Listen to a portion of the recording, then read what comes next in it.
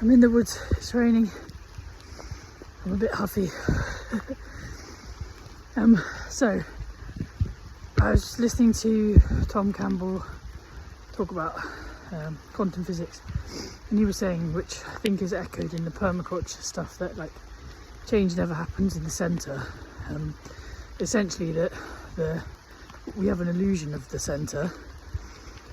He didn't say this is me, my interpretation of various pieces of information.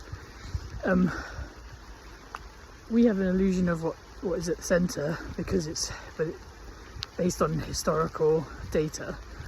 That place is there to provide resources.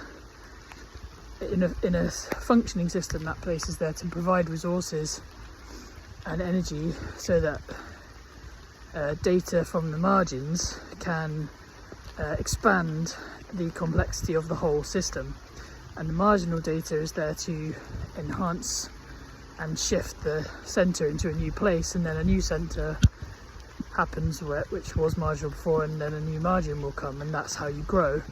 And in like permaculture they talk about like use edges and value the marginal, because that's where the most diversity happens, meaning the most experience, the most input, therefore the most capacity to learn, love, grow, interact, and interaction is where growth comes from.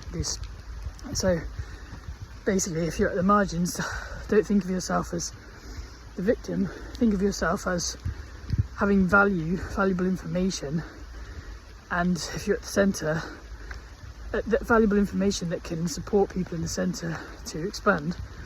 And if you're in the centre, don't see the margin as a threat to you, see it as a potential for you to grow and expand and move into a new space of love and interaction. Because I think we get stuck in like ideas of stuff, and it's not actually supporting our growth in our loving relationships.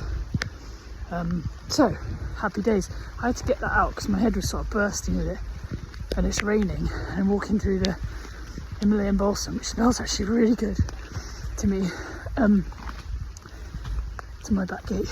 So I hope this have helped you. It's really helped me to think of my marginality as like a gift, and also it's helped me balance out huge tension in my process between parts of me that come from what's perceived as central and privilege, and parts of me that are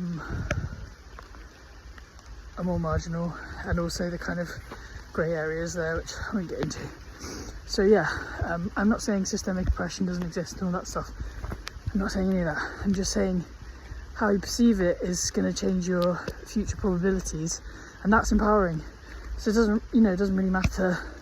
It matters like, in terms of what's loving from me to you. I want you to have the most loving experience you can, and so focus on what on the value that you bring because of your difference and your marginality, and try to see the centre for what it is. Historical data, which is valuable and potentially supportive, and also